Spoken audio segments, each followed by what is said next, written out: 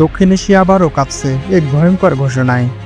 পাকিস্তানের সেনাপ্রধান field marshal Asif মুনির প্রকাশ্য ভারতের উদ্দেশ্যে এমন এক হুমকি দিয়েছেন যা শুধু নয়াদিল্লি নয়, গোটা বিশ্বকেই নাড়িয়ে দিয়েছে। মুনিরের কথায়, যদি পাকিস্তান অস্তিত্ব সংকটে পড়ে তবে তারা কেবল ভারতকেই নয়, বিশ্বের অর্ধেক দেশকে নিয়েও তারা ধ্বংস হবে। এক কথা, এটি সরাসরি পারমাণবিক বিপর্যয়ের ইঙ্গিত।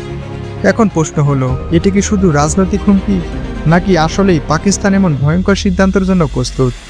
জানতে হলে অবশ্যই ভিডিওটি শেষ পর্যন্ত দেখুন।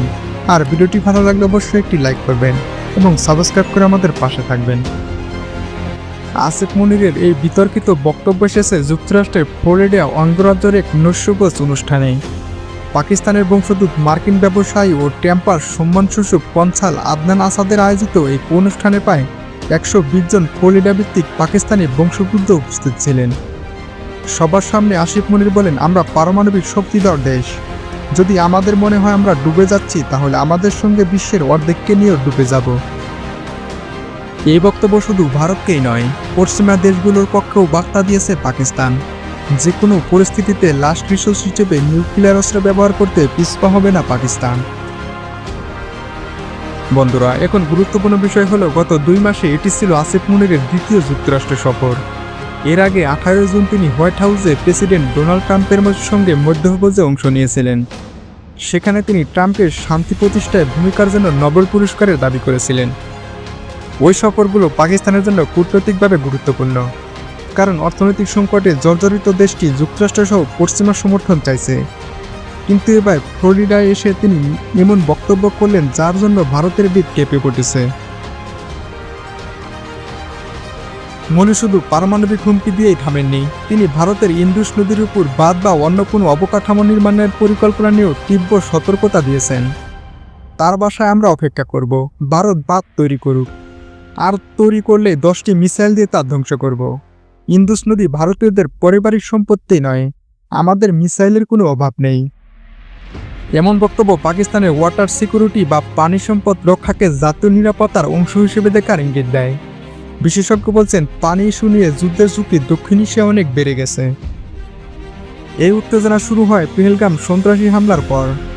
ওই হামলায় বহু মানুষের প্রাণহানি ঘটে, যার দায়ভার ভারত সরাসরি পাকিস্তানের উপর চাপায়। এরপর ভারত ইন্দুস রয়টার্স ট্রিটি বা ইন্দুস নদী চুক্তি স্থগিত করে। পাকিস্তানের দাবি, এই চুক্তি স্থগিত হলে প্রায় 25 কোটি মানুষ অনাহারের মুখে পড়তে পারে। মুনিরের মতে এটি পাকিস্তানের অস্তিত্বের জন্য সরাসরি হুমকি, যা প্রতিহত করতে হলে যে কোনো পর্যায়ে সামরিক পদক্ষেপ নিতেই হবে। আন্তর্জাতিক অঙ্গনে এই বক্তব্য নিয়ে তীব্র উদ্বেগ ছড়িয়ে পড়েছে।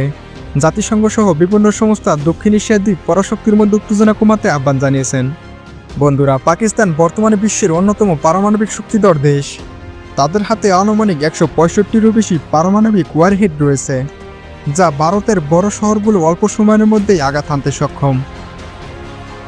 এছাড়া পাকিস্তানের ব্যালিস্টিক মিসাইল প্রোগ্রাম যেমন শাহিন, গজনবী এবং আদলাবি এইসব নিউক্লিয়ার ওয়ারহেড বহনে সক্ষম।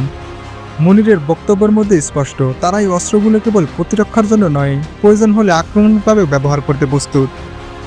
বন্ধুরা, ভারত এখনও সরাসরি মুনিরের এই বক্তব্যের জবাব দেয়নি, তবে ভারতীয় মিডিয়া এবং নিরাপত্তা বিশ্লেষকরা এটিকে প্রচণ্ড প্রচারণা হিসেবে দেখছেন। ভারতও একটি পারমাণবিক শক্তিধর দেশ এবং তাদের হাতে রয়েছে প্রথাগত এবং আধুনিক ব্যালিস্টিক মিসাইল। যদি ভারত ও পাকিস্তানের মধ্যে এই পানি ইস্যু, সীমান্ত উত্তেজনা এবং রাজনৈতিক বিরোধ অব্যাহত থাকে, তাহলে দুই দেশের মধ্যে সীমিত যুদ্ধ ভয়ঙ্কর আকার নিতে পারে। কিন্তু যখন উভয় পক্ষের নেতারা সরাসরি হুমকি দেয়, তখন ভুল সিদ্ধান্তের আশঙ্কা অনেক গুণ বেড়ে যায়। বন্ধুরা, ফিল্ড মার্শাল আসিফ মুনিরের বক্তব্যের একটাই বার্তা, পাকিস্তান যদি অস্তিত্ব সংকটে পড়ে তারা একা মরবে না। দক্ষিণ এশিয়ার এই দুই প্রতিবেশী দেশের মধ্যে সম্পর্ক এমনিতেই টানটান। আর এখন পরিস্থিতি এমন এক মোড়ে এসে দাঁড়িয়েছে যেখানে সামান্য উস্কানির ভয়ঙ্কর পরিণতি ডেকে আনতে পারে। এখন প্রশ্ন থেকে যায়, এটি কি কেবল রাজনৈতিক নাটক, নাকি আসলে আমরা একটি বৈশ্বিক সংঘর্ষের বুককালে দাঁড়িয়ে আছি? সেটা এখন দেখার অপেক্ষা। বন্ধুরা, ভিডিওটি ভালো লাগলে অবশ্যই একটি লাইক করবেন এবং সাবস্ক্রাইব করে আমাদের পাশে থাকবেন।